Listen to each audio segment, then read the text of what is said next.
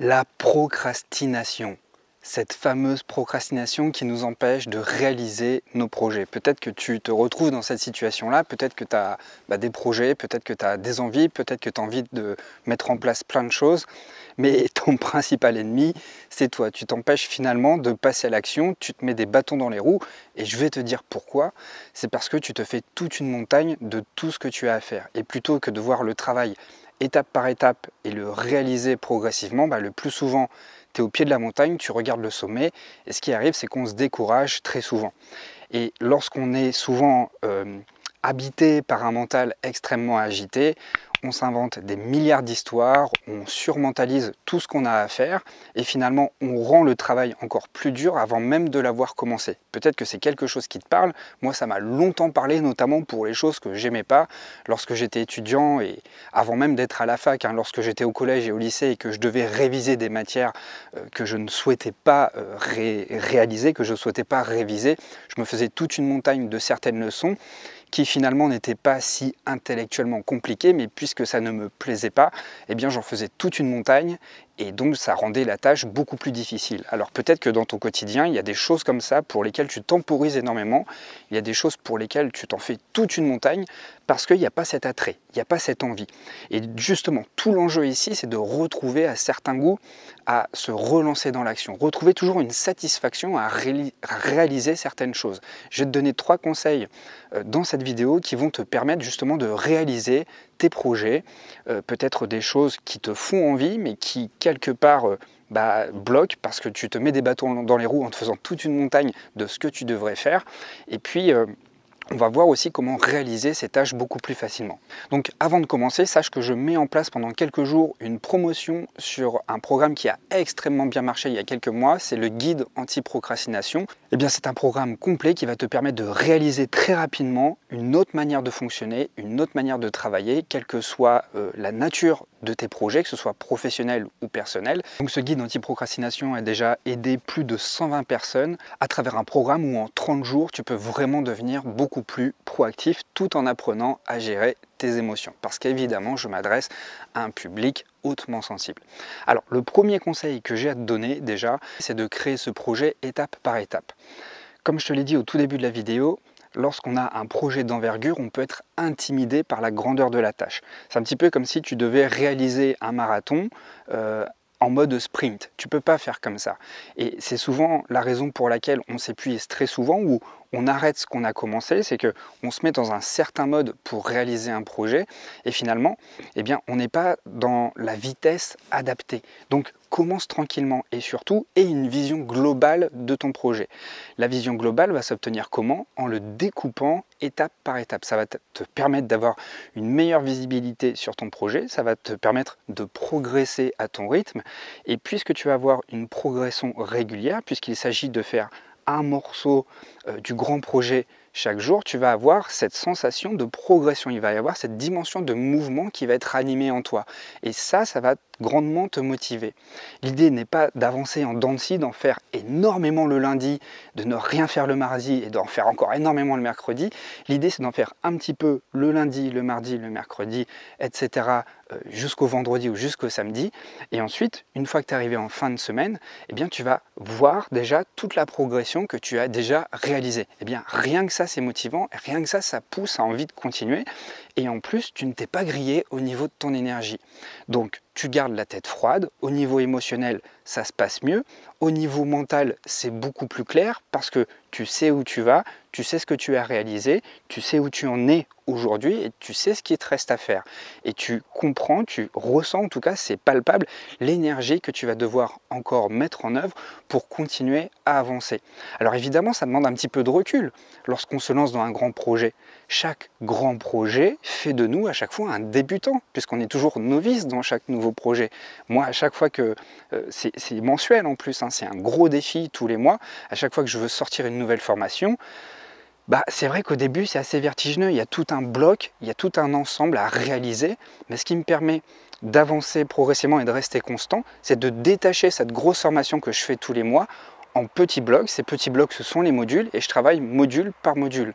Alors toi, en fonction de tes projets, essaie de prendre ce temps de retrait qui va te permettre dans cette phase de recul, eh bien d'envisager ce projet avec différents angles et surtout de le considérer à tête froide, sans y mettre une implication émotionnelle trop forte. Et c'est parce que tu es en retrait de ce projet que l'implication émotionnelle sera beaucoup plus facile à gérer, parce que tu n'es pas encore dedans, tu n'es pas encore dans le jus, tu vois. Et donc le fait de te créer un petit itinéraire, ça va te permettre d'avoir un schéma mental sur tout ce que tu as à parcourir. Ça va te permettre de garder la tête froide, d'avoir l'envie d'avancer, parce que, comme je te l'ai dit, pour aller du point A au point B, tu ne vas pas cramer toute ton énergie, ça va être relativement facile, et puisque c'est facile, tu auras envie de recommencer le lendemain matin. Le second conseil que j'ai à te donner, c'est d'utiliser la technique du Pomodoro. La technique du Pomodoro consiste simplement à faire des pauses toutes les 25 à 35 minutes. Lorsque tu es engagé dans ton processus de travail, tu fais des pauses toutes les 25 à 35 minutes et après cette session de 25 à 35 minutes, tu fais une pause de 5 à 10 minutes et tu enchaînes 4 fois des sessions de 25 à 35 minutes entrecoupées de pauses de 5 à 10 minutes. Une fois que tu as réalisé cette session de 4 séances de travail de 25 à 35 minutes, tu peux t'accorder une plus large pause. Pourquoi c'est important? Parce qu'au bout d'un moment, le cerveau il se fatigue et les études montrent que nous sommes de moins en moins concentrés à cause des écrans. Donc, il faut vraiment ménager ta concentration. On ne peut pas rester concentré 3 heures ou 4 heures d'affilée. Les personnes qui arrivent vraiment à rester performantes et régulières à travers leur travail, ce sont des personnes qui, à chaque fois, entrecoupent des sessions de pleine concentration de courtes pauses. Ces courtes pauses, ça va être l'occasion de prendre un encas, de prendre un carré de chocolat noir, de boire un verre d'eau, de sortir dehors respirer et ensuite de revenir. Mais pendant ces 25 à 35 minutes, tu es pleinement focus sur ton projet, tu te laisses distraire par rien. Et 25 à 35 minutes, c'est hyper rapide finalement. Et tu te rends compte que tu vas beaucoup moins te fatiguer, ta tête elle va beaucoup moins surchauffer et tu vas être beaucoup moins tenté d'aller voir à l'extérieur ce qui se passe sur ton téléphone ou sur l'écran de ton ordinateur. Donc sois vraiment très carré là-dessus. Je t'invite vraiment à faire le test, quelle que soit la nature de ton projet, encore une fois.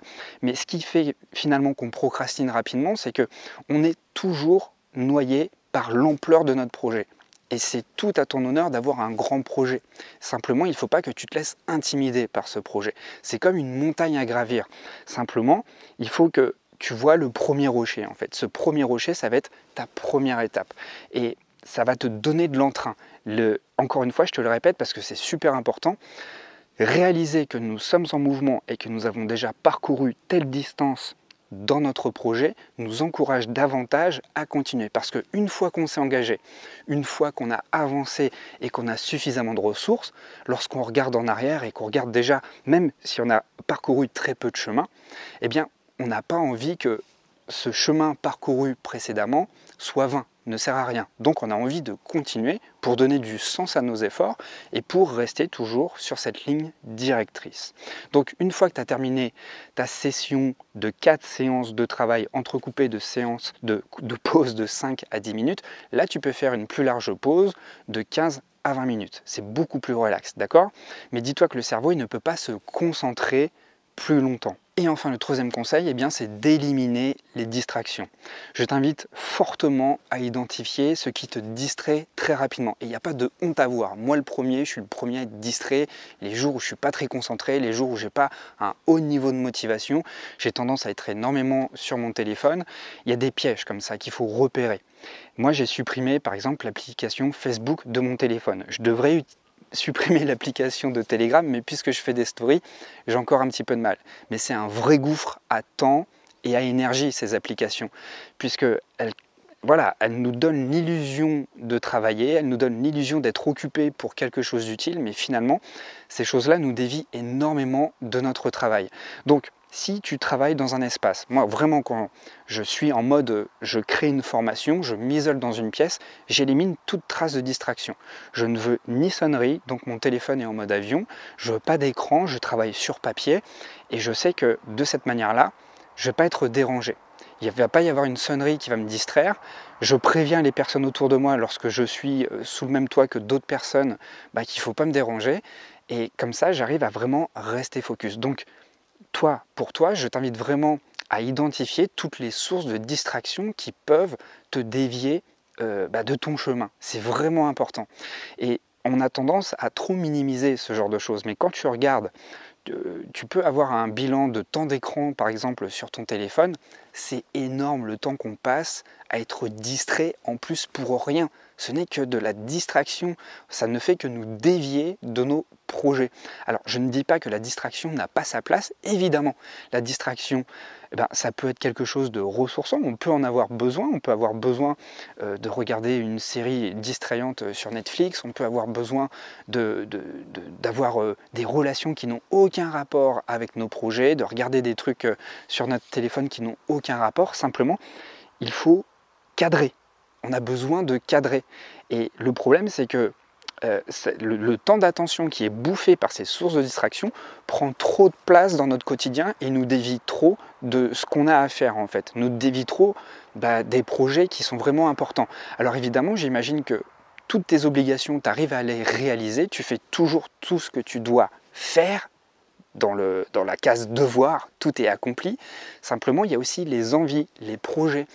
Il y a certainement des choses pour lesquelles tu aspires. Eh bien, c'est là-dessus qu'il faut vraiment te concentrer et c'est là-dessus justement que le temps d'attention est vraiment grignoté par tout ce qui est réseaux sociaux.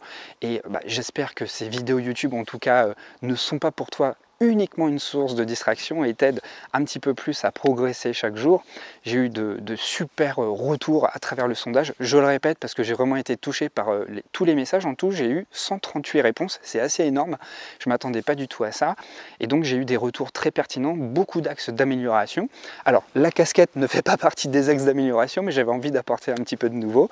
Et voilà, ça fait partie du décor. Actuellement, je suis dans les Landes. Je suis chez un copain qui m'a invité chez lui. C'est un vieux copain du Nord qui a migré dans le Sud. Et je remonte progressivement dans le Nord. Alors, est-ce que je vais réussir à remettre le portable correctement? Ouais. Je remonte progressivement dans le Nord, en Eure-et-Loire. Je ne sais pas pour combien de temps, mais voilà, je ne pense pas m'y attarder trop longtemps non plus.